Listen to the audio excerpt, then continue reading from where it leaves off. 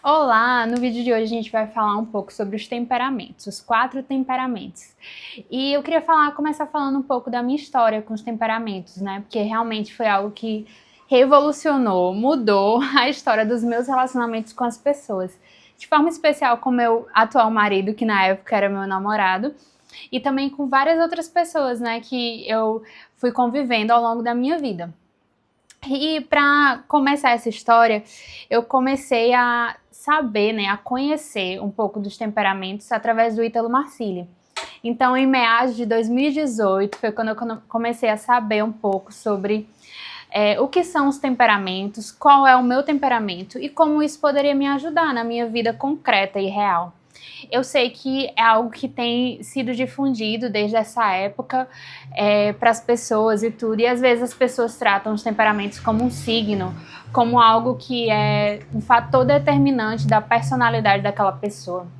Mas agora eu vou esclarecer um pouco mais sobre o que são de fato os temperamentos e como utilizá-los ao seu favor, né?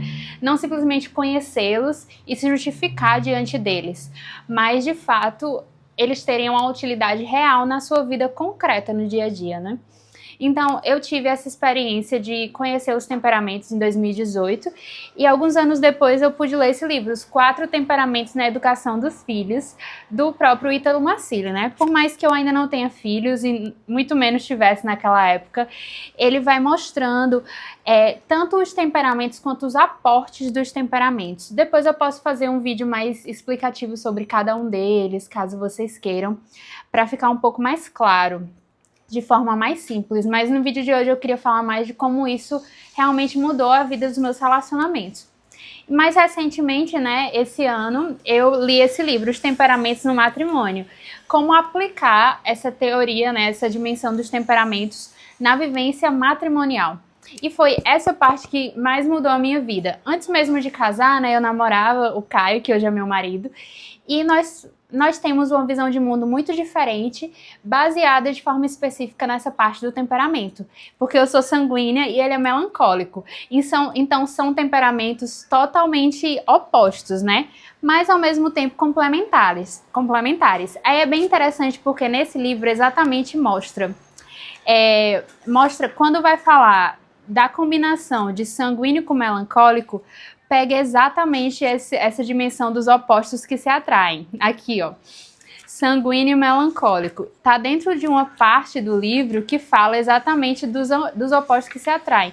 Que são o colérico e o fleumático e o sanguíneo e o melancólico. Então, o sanguíneo e o melancólico são especificados como festejando ou ponderando. E é muito interessante porque todo mundo vê o temperamento melancólico como aquele temperamento dramático, que tudo é um bicho de 7 cabeças. Então, em muitos momentos na nossa vivência, na nossa história mesmo, né, de namoro, eu sentia isso com relação ao Caio, dizendo, nossa, que tempestade em copo d'água e tudo. E muitas vezes eu o julgava por pensar a vida dessa maneira. E ao mesmo tempo, em contrapartida, ele também me julgava por pensar a vida de forma muito simples, muito tranquila, e que às vezes realidades mais específicas e mais importantes de ser levadas em conta, eu acabava não levando em conta.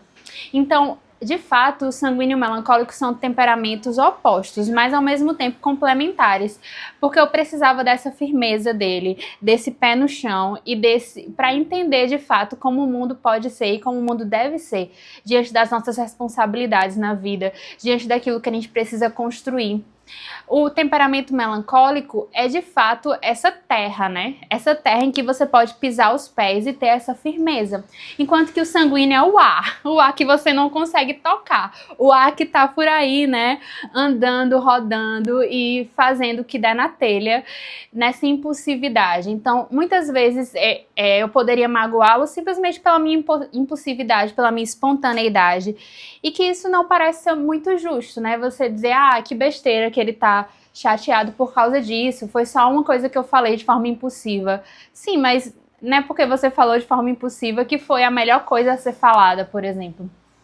E ao mesmo tempo eu ficava agoniada com ele quando muitas vezes ficava com essas coisinhas mais metódicas, né? O melancólico também é visto de forma mais metódica.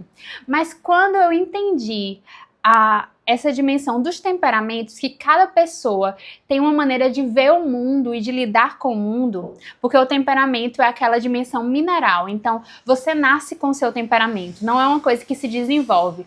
O que você pode desenvolver são as virtudes ou os defeitos que vêm junto com o seu temperamento. Então, por que é tão importante conhecer o seu temperamento? Para você poder saber aquilo que você naturalmente é levado a viver. Então, essa questão dos impulsos do sanguíneo, do melancólico, do fleumático, do colérico, existem impulsos próprios de cada temperamento. Existe aquela realidade natural e espontânea que cada temperamento vai viver diante de uma situação. Então, o que é que você precisa fazer? Você precisa ter a maturidade de não ser levado pelos seus meros impulsos. É interessante porque você reconhece uma pessoa madura. Quanto mais madura a pessoa menos é fácil de você reconhecer o temperamento daquela pessoa, sabe?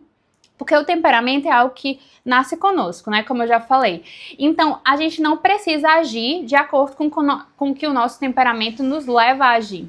Então, se você consegue não agir de acordo com seus impulsos, quer dizer que você é uma pessoa madura, porque você consegue pensar de forma racional e agir da forma que você quer agir, e não naquilo que o seu temperamento lhe impulsiona a agir, sabe?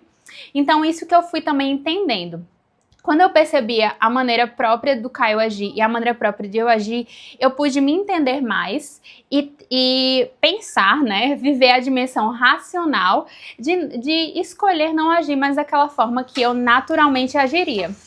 E ao mesmo tempo entender às vezes que ele agia da forma natural dele. Então, não mais julgar como drama, como uma coisa muito grande, bicho de sete cabeças. E aí a gente começou a conversar sobre essa questão dos temperamentos e ele também começou a reconhecer as vezes em que ele talvez agisse de forma exagerada, talvez pensasse mais do que aquilo que eu estava querendo dizer, digamos, né? Quando ele julgava alguma ação minha como algo maléfico a ele, sendo que nem era a minha intenção, sabe? Então, às vezes era um ponto de conversa, a gente partia dessa perspectiva de, por exemplo, de por que ele é melancólico, ele pensou isso, mas eu vou esclarecer para ele qual foi a minha intenção. E ele também, porque ela é sanguínea, talvez ela agiu daquela maneira, mas eu entendo que não era essa a intenção dela, entendeu? Isso ajuda a gente a entender melhor o outro, a entender melhor a nós mesmos, a entender melhor o outro, a justificar o outro. Porque às vezes a gente pega o nosso temperamento para nos justificar a nós mesmos. Então, eu sou assim porque eu sou sanguínea. Eu sou distraída porque eu sou sanguínea. Eu sou dispersa porque eu sou sanguínea. Eu sou impulsiva porque eu sou sanguínea. Certo? Se você sabe que você é assim, então tente melhorar. Não fique se justificando por ser assim por causa do seu temperamento. Mas ao mesmo tempo, isso me levou a justificar as pessoas, não só o Caio, mas as pessoas que com quem eu convivia. Eu conseguia reconhecer os temperamentos delas e eu dizia, não, mas ela é assim, ela tá agindo dessa maneira porque ela é colérica, talvez ela não entenda ou não mesmo perceba. Mas como eu sei disso, eu vou dar aqui um voto de confiança, eu vou entender que talvez não fosse a intenção dela me magoar, por exemplo, entendeu? Então isso lhe ajuda a conviver melhor com as outras pessoas, de forma especial com seu cônjuge, né? Porque é aquela pessoa que tá ali sempre contigo, mas também com as outras pessoas que você vai ter contato no mundo e na vida. Você consegue justificar essas pessoas, você consegue dar um carimbo redentor naquela pessoa, dizendo, não, mas talvez não foi a intenção dela, por saber qual é o temperamento dessa pessoa, entendeu? Então, isso te ajuda a viver de forma mais leve, de forma mais livre, sabendo que nem sempre a intenção da pessoa é lhe magoar, sabendo que nem sempre a intenção da pessoa é lhe fazer o mal. É só porque é aquela dimensão impulsiva que o temperamento leva aquela pessoa a viver e que talvez ela nem saiba disso, entendeu? Mas como você sabe, você consegue agir diante dessa situação também com maior maturidade. Então, conhecer o seu temperamento te ajuda a você mesmo crescer e amadurecer, a entender melhor os outros e até mesmo ajudá-los, né? Porque diante desse conhecimento dos temperamentos, eu fui conversando com o Caio sobre isso, ele também foi conhecendo mais do temperamento dele e do meu, e isso nos ajudou a ter conversas mais claras. Quando a gente se desentendia, a gente sabia o porquê do desentendimento. A gente sabia que a base talvez fosse fosse o temperamento, nem sempre era, né? Mas quando tinha essa base no temperamento, a gente trazia para a razão e conseguia se reconciliar com mais tranquilidade, com mais leveza, porque a gente entendia aquilo que estava acontecendo dentro de mim, dentro dele, diante da situação. Então, eu acho que um dos motivos maiores de conhecer o temperamento é isso, porque nos ajuda a nos relacionarmos melhor conosco mesmos e com as pessoas que estão ao nosso redor. Então, no próximo vídeo eu vou tentar explicar de forma mais aprofundada sobre cada temperamento, certo? Espero que vocês tenham gostado. Se gostaram, se inscrevam aqui no canal.